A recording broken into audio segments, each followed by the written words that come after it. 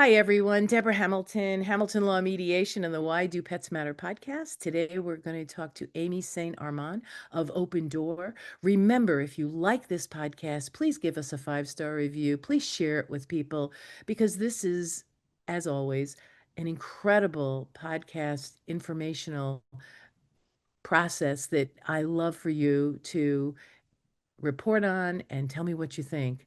So, Aimee talks about the open door policy of communication and helping clients pay for the care of their pets. It is phenomenal. She will be back many times, along with her co presenter, Janet Hoy Gerlich, who will be here in another podcast very soon. So, let's hear what Aimee has to say about the open door and her ability to provide a standard of care that meets everyone's needs. Hi, I'm Deborah Hamilton. Welcome to my podcast, Why Do Pets Matter? 10 years ago, with my iPhone and a script, I recorded the first episode of the Ultimate Pet Resolution Summit, which chatted with experts about conflicts over animals. Our conversations were intimate, honest, and illustrated how disagreements over animals occur and how those disagreements can reshape people's lives and relationships. In November 2019, I started Why Do Pets Matter, a new podcast that continued these informative discussions. I'm so excited to have you here with me, continuing my exploration into a more meaningful conversation about why pets matter to all of us. My guests and I will share ideas, stories, and experiences straight from the heart, unscripted and holistic. From the bravest moments to the most brokenhearted, we will explore how to resolve disagreements over animals differently. One thing I know for sure is I want to have more meaningful conversations that will help all of us unlock that deeply felt human-animal bond that drives the emotions of conflict. Hi, everyone. Thank you so much for coming to this episode of Why Do Pets Matter? I'm here with Aimee St. Arnaud. She is the founder and director of Open Door. And Aimee, I'm so glad you're here because you're doing such wonderful work for and in support of pet parents. So we always ask one question, and that would be, why do pets matter to you, Aimee? I thought a lot about that because it sounds cliche, but for me, pets remind me of what we're supposed to live like, right? Being in the moment, loving with all your heart, being unapologetically who you are, being appreciative and finding joy in those small things and forgiveness and all the things that as we as humans struggle to do. So our pets remind us like what we could live life like. And I always like that saying of live like the gate was left open. And I feel like pets embrace that. And so for me, that's really why what pets mean to me. And I think for us with the work with Open Door of what we have, why we're doing this is because pets are family. And sometimes it's the only thing keeping people from suicide, from depression, from loneliness. And pets just bring us such joy. And I think that's why there's so much emotion right now around the cost of vet care and around the barriers to vet care. And so that's really brings it all together for us. It is such an impactful and important piece you bring out because in my practice now, I've started when people want to litigate over disagreements involving animals.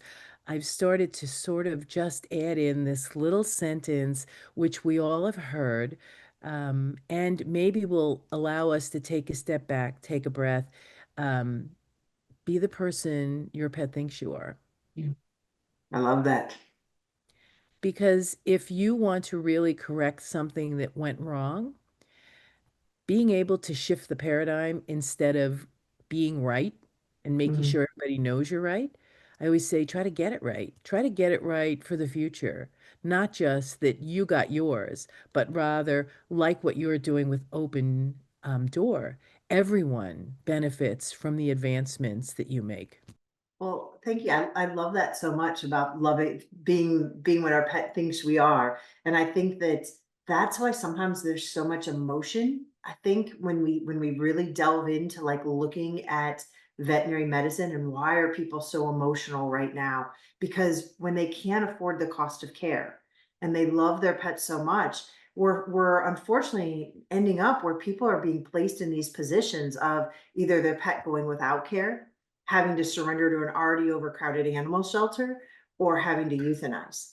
And there's so much emotion around that on both sides for the pet parents and for the veterinary teams. And I think that's really, we chose the name Open Door because we want to, and it's called Open Door Veterinary Collective.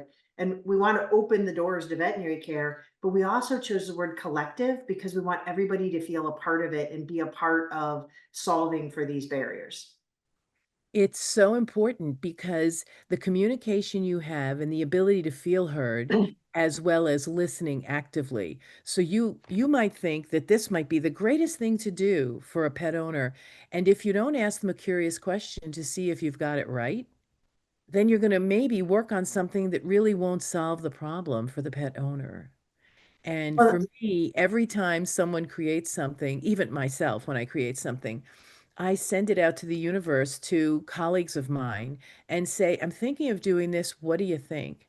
And they'll come back with ideas and thoughts and perspectives that I could never have thought of. And I'm sure you've done that with Open Door, that, you had this one idea, and then you've brought so many brilliant people on board who have helped you look at it from so many different perspectives, not to get lost in perspectives, but rather to find the perspectives that you can meet that are going to help the animals and the people. Well, and that's why I love connecting with you because I feel like we're both so focused on the communication and how do we really make this. Suzanne Cannon with Vet Billing, who I know you know also, Yep. has used the term that vet med has become transactional instead of relational. And that's what it used to be. It used to be all about relationships. And we've gotten into now where it is more about where it feels the perception for a lot of pet parents is that it is just about the money. And so I think that's a lot of what's driving this divide between pet families and veterinarians is that, vets are really one of the most trusted professionals. But when families are perceiving that the cost of care is unaffordable and they see vet care outpricing just regular inflation, it's breaking that trust. And so I think it's really so important for us to get back to the communication because pet families don't know about all the things behind the scenes that we're facing in the veterinary field of the veterinary shortage, the stress on the veterinary teams. All they see is what they're being charged and being told payment due at the time of service. And if they can't afford it, here, your options again are that no treatment, surrendering, or euthanasia. And that doesn't feel good for anybody. And so I think it's really about getting back to how can we really bring the pet family and the veterinary team together and rebuild that communication. Well, it's really interesting. I put together a program for AVMA that said put the client in team, and that is so important. Three people showed up in a room of 100 at Mm, AVMA. And I said, and this is the leading issue here, is that clients are seen as an adversary as opposed to a partner. And unless we can shift that paradigm, and I'm trying to shift it in trying to help veterinarians learn how to talk to clients in a way that is not defensive and reactive, which is hard because we have egos, we're professionals, we have egos, and clients not to speak reactive and defensive to veterinarians because it's all emotion. You've told me yes. something about my dog, or you've said something that has triggered me. And so I'm going to go into protective mode because this is like a member of my family. So for us, transparency, you said something really important. People don't understand about the stress and the burnout and the suicidal tendency of veterinary medicine. And when they find it out, they're like, really? And some of them who are really mad at veterinarians would say, well, good, because this one should, because they're terrible. And I'm like, how could you even wish that on someone? And yet they have no information in the transparency to understand how much it costs to run a vet practice, how much it costs to be that known, loved, and trusted partner in your vet care, how much that takes from a veterinarian. I have a really good friend, Marty Greer, who's a veterinarian attorney, and she goes, I could put down 6 dogs in a day. She goes, and every single one of them affects me. And yet I can't go into the next person who may have a beautiful young puppy and say, I'm really not up for this because, like, I just put down a dog who I had taken care of for 15 years. You can't, but yet there is um, some way to transmit to your client base and transmit to the pet owning, like you've done with Open Door, that this isn't just about money. Yes, there have been some venture capitalists who realize that people think with their hearts instead of their heads when their pets are involved, and then get into serious debt. We need to be better arbitrators, mediators, and leaders in understanding that, do we want every dog to live? Absolutely. I often, and I don't know how you feel, but I'd love to hear how you feel about this. It drives me nuts when veterinarians say, "Well, if you relinquish the dog to me, we'll fix it and give it to somebody else." And so I'm best interest of the pet. Why would my Irish setter want to wake up and see Aimee there taking care of them who she doesn't know? And I get it that if you can't pay for it, there's got to be a way to, help the dog if you can. However, taking the dog away from who it knows is punishing the human, yes, but also punishing the dog you're trying to save. Well, and I think that there are so many things we can do that we don't need to get to that place anymore. And I think that that's been a lot of times people are doing that because they think that they are trying to help and do what's right. Right. Or they're But the dropping it off at great, a shelter to help the dog yes, because they can't afford it, right? but the great part is we don't have to do that anymore. There are now all these great options out there. So instead of that, one of the things that we're really working on is trying to get veterinary practices to offer one pay over time option. Because a lot of the time when we always say that cost is the barrier, but a lot of times it's really not cost, it's the barrier. It is cash flow. It's that somebody can't afford $500 unexpected upfront, but if you give them to let them pay that off over 6, 9, 12 months, they can afford to pay that. And I think veterinarians have been traditionally burned when you say the term payment plan. And so what we're talking about is not your traditional payment plan of you trying to run it in-house as a practice. We're talking about using third-party payment plans like a Verity or a Vet Billing, where you as the practice, and I'm a co-owner of two general practices, and we use these, and it is such a relief for our staff to not have to turn people away, to not have to say, give us your dog and we'll rehome them. Instead say, we've got you, let's figure this out together. And the way we do that is we get to decide how and when we give these, for how long we give them. But then the company handles all of the collections, all of the setup. We don't have to get involved in any of that, and we're getting paid. And so I think if practices offer one tool like that, we are going to be able to expand care so much. And as a matter of fact, I don't know if you saw the recent Gallup study that came out, but it Right. actually said that 53% of people are declining care.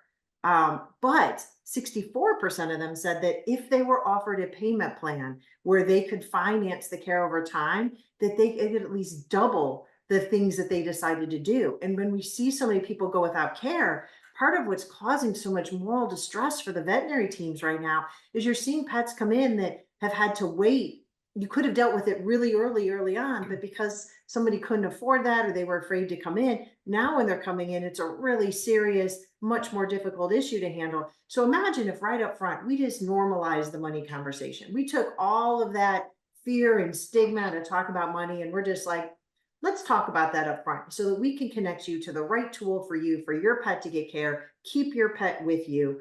We get to then feel like we have helped be a part of that. So we're not facing all of that distress in a time when there's so many things we can't control in vet med, but this is one thing that we can. And offering these options is great for the practice. We love being able to offer this. It's so interesting because some practices are offering wellness plans, which are great, except that some people can't necessarily, put that money aside, but that's sort of prepaying the installment, right? So you're paying Mhm. $100 a month to make sure you can see the vet twice a year for no fee for wellness care. And then the insurance usually kicks in either for wellness or for catastrophic. But these are offerings that sometimes are just too much for people who are really living paycheck to paycheck. And I don't think that people who are living paycheck to paycheck are not responsible pet owners. I think probably they need a pet better than anybody else, right? Because when you come home and you see that face, all that stress and worry, at least for a minute while you're petting the dog, your heart rate goes down, or the cat, your heart rate goes down. So for me, I love the installment plan because the ability to take a breath, understand what can I pay every month. Maybe it'll be 10 years that I pay this off, but at least I'll be able to provide the care for my pet in an emergency that I need, or the wellness plans that provide for the care every year. Because I know, and there have been a number, I think you've probably seen them, of posts by people who are in the veterinary industry, maybe not veterinarians, but just pet owners who are pet service providers of IT or something like that. And they go, I really am going to think next time before I go to the vet because it cost me $600 for a normal visit. I mean, I went in with my dogs and it was $600, and the care they received was not necessarily optimal. And when I discussed it, and my language is always very measured because of the fact that that's what I do, and the defensiveness needs to be veterinarians need to be helped in how they can speak to people in a way that's not defensive, but rather curious. Because if we set up these plans and we're going to offer them to people, we need to be able to actively listen and understand what their fears and worries are. Well, and you so hit it right on the head. And what we're finding too is that most people, we always think it's low income people who can't afford the pet. It's all income brackets now. We're seeing middle, high income earners. This is affecting everybody. This is affecting clients who maybe before came in and took every treatment recommendation, everything you did. We're seeing it across the board. And because we are not normalizing these conversations, it can be awkward. And sometimes somebody's maybe just declining the care and you don't know why. Why all of a sudden are they doing this? And when we really actually start to open this up. So in our clinic, when you come in, you're going to see it every step of the way. We're going to have right as you walk in, we're going to let you know that it's not just payment due at the time of service. You can come in and you can see all the ways that you can pay. So, and we even take some of the more non-traditional, the digital wallet ones and the PayPals and things. But we also will say, if you need it, we'll have start out the conversation of, would you like to hear about any of our payment options today? It's in our exam rooms. There's posters along the way. We're giving people every step of the way that opportunity for them to let us know that they'd like to hear about this option. And we're also listening for those cues because sometimes people still aren't feeling comfortable telling us that, but they might be telling us that in the way of, oh, I just had a health scare. Oh, my car just broke down. Oh, I've had to move. Like those are things where then we can say, because we're listening to them, would you like to hear about this? Does this work within your budget today? So we can ask some of these questions. And along the way, when we're working with them, to come up with a plan that works, because cost is the biggest barrier. But there are other things that still might be an issue. Maybe physically they can't handle giving insulin to a newly diabetic cat. That's going to be an issue for them. Maybe transportation's a barrier. So when we hear and we're listening to what they're telling us, we can check in to make sure we've heard it. And then we can say, okay, well, let's work on this together. I know you're doing the best you can for your pet. Let's figure out a plan. And that just takes everybody can just kind of take that breath and then feel like it's a lot less. So now you're really, by doing these steps, you're really helping take steps to alleviate that. Now that 1-star review on Google where they're saying you're a money grubbing veterinarian and you don't care, or where they're left going away super upset, they're escalating, and now you feel the need to fire them. So I always like to think of, it's not just so that we have difficult clients, but we have clients in difficult situations. And now there might be there might be some difficult clients who are difficult and you do need to fire, but 9 times out of 10, that's not the case. 9 times out of 10, it is just, this is very emotional. And when we give them the tools, it gives us all the opportunity to really focus on the pet. You said so much of what I try to help veterinarians and clients understand. The veterinarian's under pressure, needs to do a certain amount of work in a day, and so you might feel short shrift, or the veterinarian might carry a bias into the room because the last time somebody said this to them, this is how they treated them, the veterinarian, this is how the client treated the veterinarian. So they come in with a barrier up. They've Mhm. armored up before they even get in. And as Brene Brown says, when you armor up, you miss a great deal of the story that they're telling. You're only listening to the story you're telling yourself. And so I think we've built these stories and these walls to protect ourselves, both as clients and as veterinarians and veterinary staff. And what you and I both are trying to do in our own unique ways is to say, take a breath. We've Yes. got this. Tell me more. And what I loved what you said is that you keyed in and asked them more, ask them curious questions. Because if they say, I can't afford this, I can't do this, just say, I know this is a huge nut to crack. What might we be able to do right now? What could we help with right now? Would you like Yes. to come back in a month and we'll have you come in for 50% just to see how it's progressed? Because sometimes people have to wrap their mind around spending Yeah. $2,000. And if whatever is going wrong needs to be treated quickly, you want to make sure that they understand that they don't have time to sit and worry about it, or maybe they do. And letting the pet go is something that they would prefer to do than to put it through. I know I had a 15-year-old, well, she was 12, and the owners wanted to do abdominal surgery. And I said to them, I don't do abdominal surgery on my dogs because they're 12 and a half. This is such a difficult surgery to overcome. And they go, no, we've got her. And my vet, and we had a great conversation. And my vet said, Deborah, she's got the lungs of a 3-year-old. She's got the bloods of a 3-year-old. She goes, so I think we should try it. And I said, well, if you find one incident of cancer in there, I said, I want you to let her go. I said, because I don't want to have her wake up and then die. And so she said, I will. And she lived to be 15 and a half. So shame on me. But I learned something then, which of course came with all the work that you and I are doing in the communication world, was I sat, I listened, I gave everybody the benefit of the doubt. I put my cards on the table. They all respected them. I respected theirs. And she got 2.5 more years.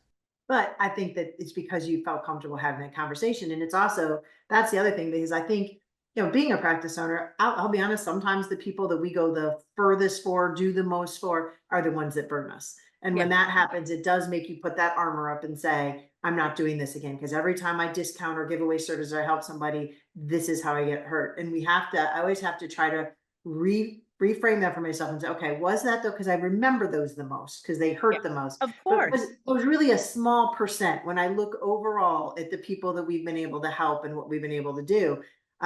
But also, we have to appreciate and understand what a pet parent may want. So, yes, they might just want palliative care. They might want to not go through a difficult surgery. And so we have to have that conversation to see what is important to them. What can they do? What do they really want to help make those decisions? If it was just fear because you were just concerned about it, or On it the was a money recovery, issue, right? yeah, then that could be like, okay, we can go over that. But if you're like, look, this just these are my other reasons as to why I don't want to put my dog through chemotherapy, I don't want to do this, then that's another conversation. And I just think that taking that moment to ask, but also having some of those tools already there. So for instance, because in our clinics, when you come in, you're getting these messages all around.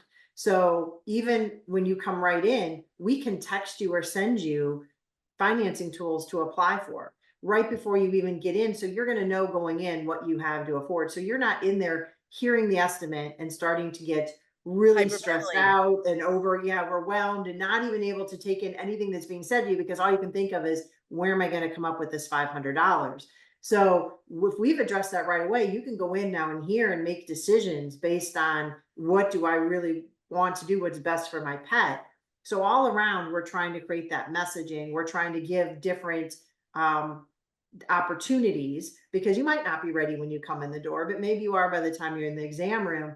And we're basically coupling our spectrum of payment options that we're offering With with respect our to care. spectrum of treatment options, which is our communication style. And when you couple those two together, it really helps break down those barriers to where you can't have that conversation.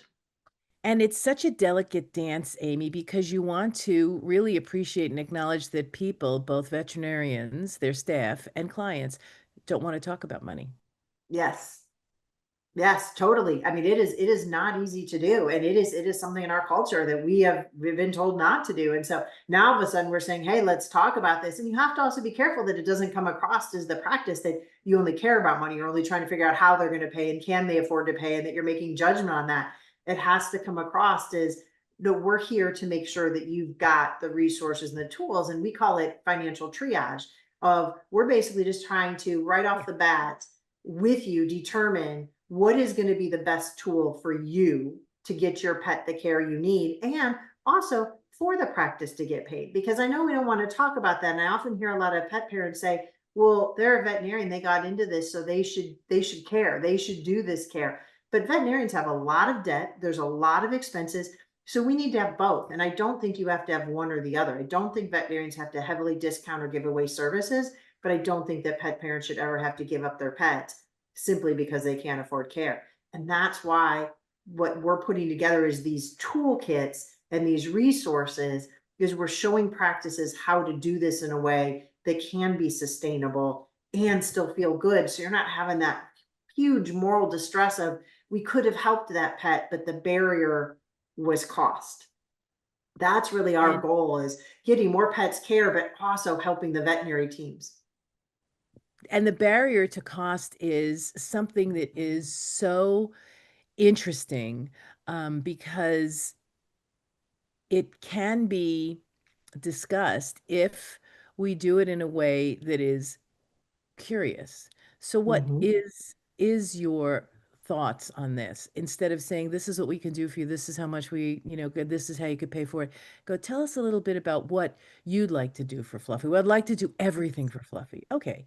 So we'd like to do everything for Fluffy too. And this is what we could do. And it's such a delicate dance, Amy, because you have the gold standard, the silver standard, the bronze standard, the blue standard, whatever. And to enable a veterinarian to discuss those different levels of care in a way, it's an art, in a way that doesn't make me feel like if I don't go for the gold standard, I'm a terrible pet parent. Yes. And that's why we actually like to call it pet specific care, because it really is what's best for this pet and their family. And I Mhm. think one of the things that we've been trying to do at Open Door is actually create online courses for veterinary teams on how do you offer these options. So there's some that are on communication, but there's some also on how can you treat heartworm or parvo or pyometra, some of these diabetes, some of these diseases when cost is a barrier. What are some of the options you can do while still meeting a standard of care, still making sure you're providing quality, but it's about the options. And so we're actually giving people some real practical tools. So I'm really excited. We just created a bunch of courses on this, and we're continuing to add more.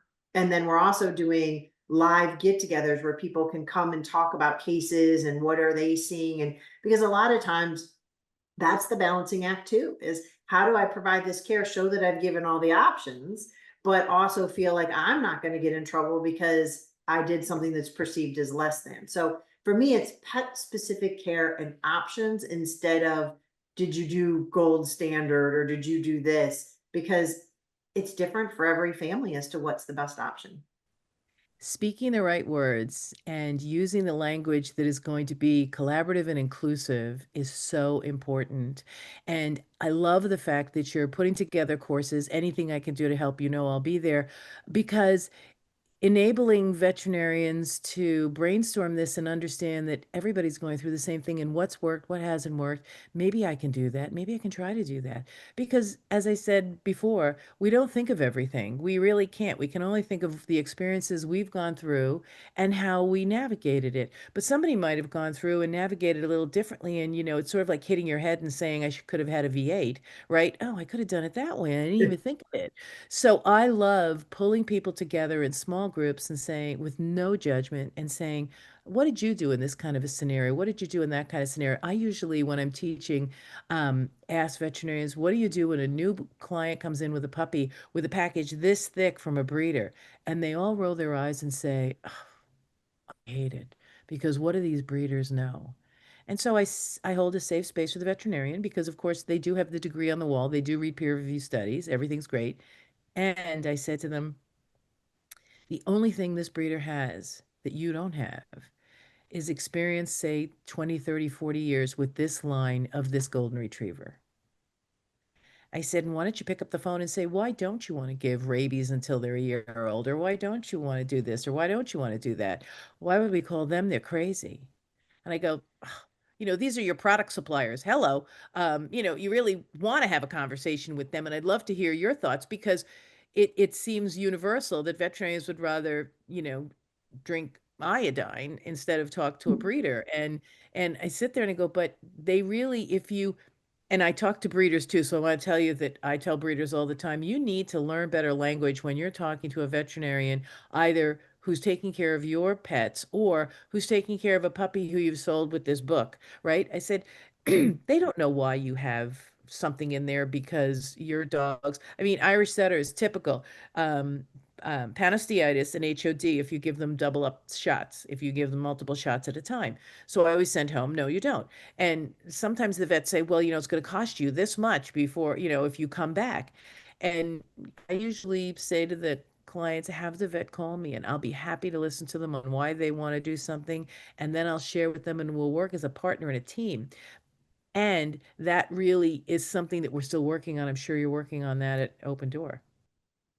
Well, and it's not just breeders, it's also Dr. Google. It's, there's so many different places where people are getting their information from. And I think that we're not going to be able to just eliminate that, have people come to just the veterinarian. So we need to embrace it and say, hey, maybe you learned something really great from that Facebook group or from Google or from your breeder. So, but, or because there's all these difficult conversations around weight and the grain-free diets and titers and all these things with vaccines and holistic. And so there's so many different views out there. So I think we as veterinary professionals need to make sure that we're talking in clear, easy to understand, non-jargon, non-veterinary term jargon. And we need to really address this head on and say, okay, so let's talk about this. What did you see? Let's talk about what your breeder's saying. Let's break that down. Let's talk about what you found on Google. And I think that we need to have more easy to digest material. So often we throw, we give all this information in the rooms and then we send them home with like, here's five, long articles to read. That's not how people learn anymore. We need to have short bursts of QR codes with a quick video with something short. That's where I think telemedicine or having like a line you can call or having just a meeting. One of the things we're actually implementing right now in our practices, we're calling them champions. So if your pet has just been diagnosed with FIP or diabetes or heartworm, you can actually book an appointment with our support team. And we're going to take that 30 minutes and we're going to go over it all with you. And we're going to send you home. We're going to make sure you know how to do whatever you need to in that appointment. If you have to learn how to give fluids or you need to learn how to do something. And then we are going to give you short videos in a way to reach us afterwards. I think that type of thing is so important. And that's another thing I'm excited that we're working on is we're working on a couple of digital downloads that are geared towards the pet families and that are geared towards the veterinary teams on how do we help navigate vet visits right now, because there are Yeah. just so many questions on how do we make sure that we're asking the right questions and breaking down um, all of the different questions that may come up. So we're really trying to help both teams.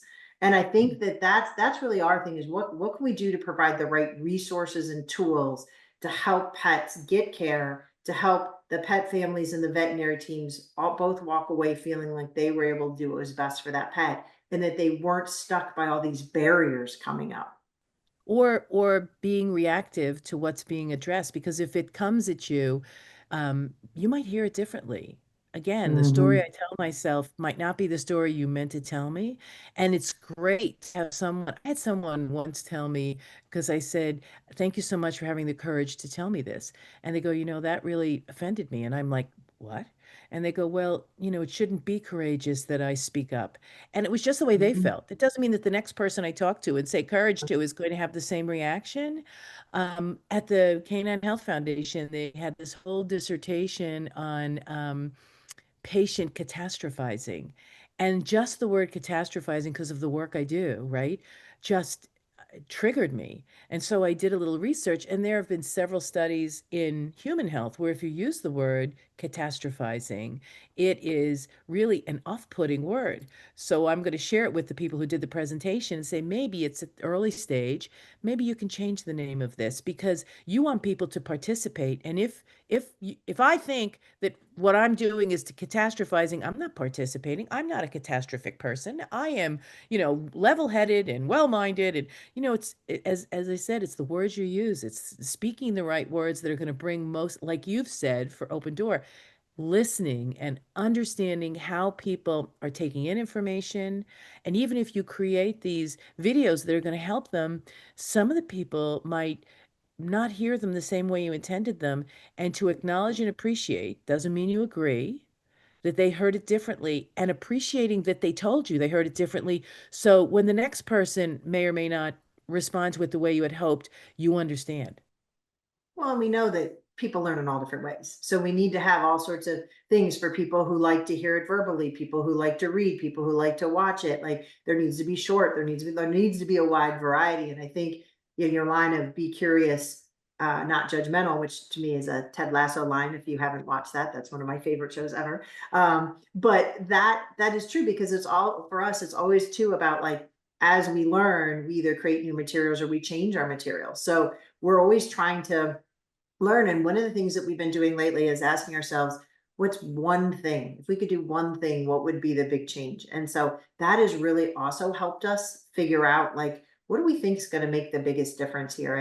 And when I think about that with costs, for me, one of the big things is if more practices offer more pay over time Opportunities. tools, Yep, there are more opportunities to pay. opportunities and how they're communicating that. So one of our goals right now is in 10 years, we want to have a financially friendly veterinary service within 50 miles of every US family.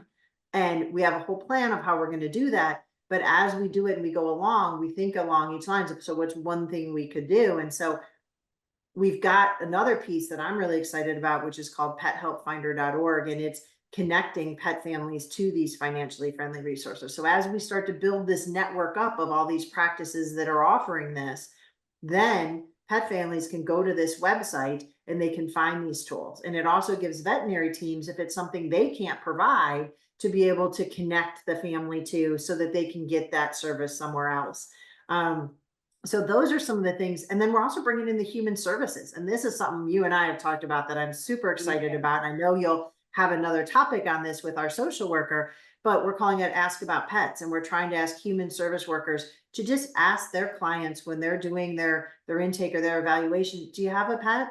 And do they have any concerns around them? So that again, we can now connect them to Pet Help Finder to find these because they're often the first person who's connecting with that pet and finding what the need is. So all of these things work together in these different pieces to try to really, what it comes down to is making the pet family part of the process and The the entire discussion. the entire Mhm. family.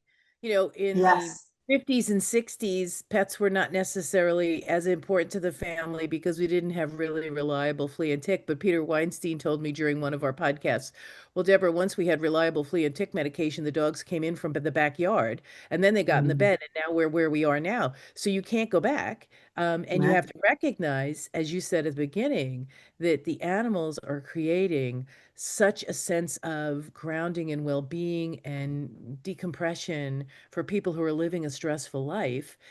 We can't not support the entire family, and that includes the pets. Yes, absolutely.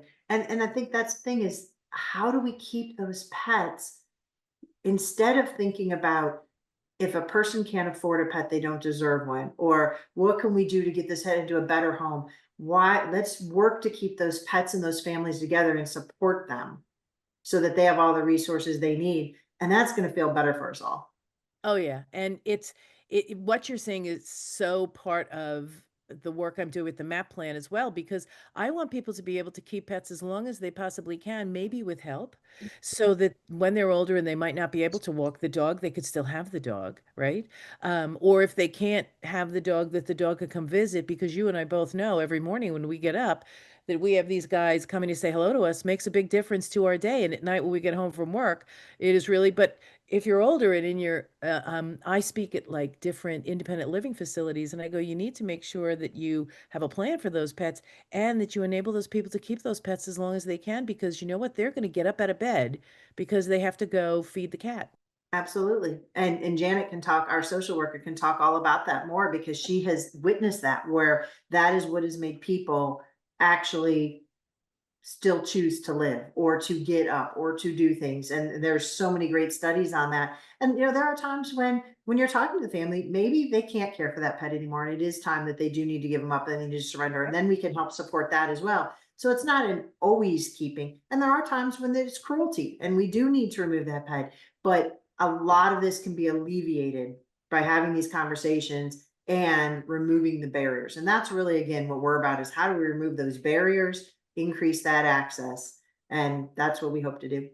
And be the person your pet thinks you are. And yes, absolutely.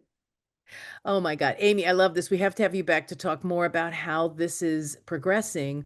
Also, I'm going to have Janet Hoygerlich on, who is the social worker for Open Door, to talk about the one, Ask what is about pets. Ask About Pets, because Open Mhm. Door is doing that because that's so important, and creating that safe conversation, which is what you and I have basically talked about on both sides of the leash and the dog, the veterinary community, the pet owning community, having safe conversations. That's why pets matter to all of us. We want to have safe conversations. So I appreciate. How can people get in touch with you or find out more about Open Door?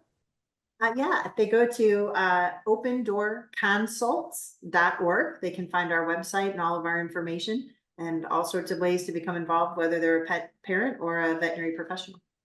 Yeah, because every perspective is going to be important, because there's going to be little things that are going to tweak your system that you're going to go, wow, why didn't wow, I could have had a V8. Wow, why didn't I think of that?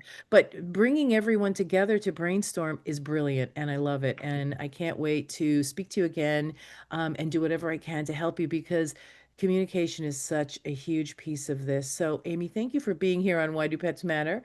And until next time, everyone, kiss your dog, your cat, your bird, your horse, your lizard, your snake for me. And pets really matter to all of us. Thank you so much. This is Deborah Hamilton, Why Do Pets Matter, and the Hamilton Lawn Mediation.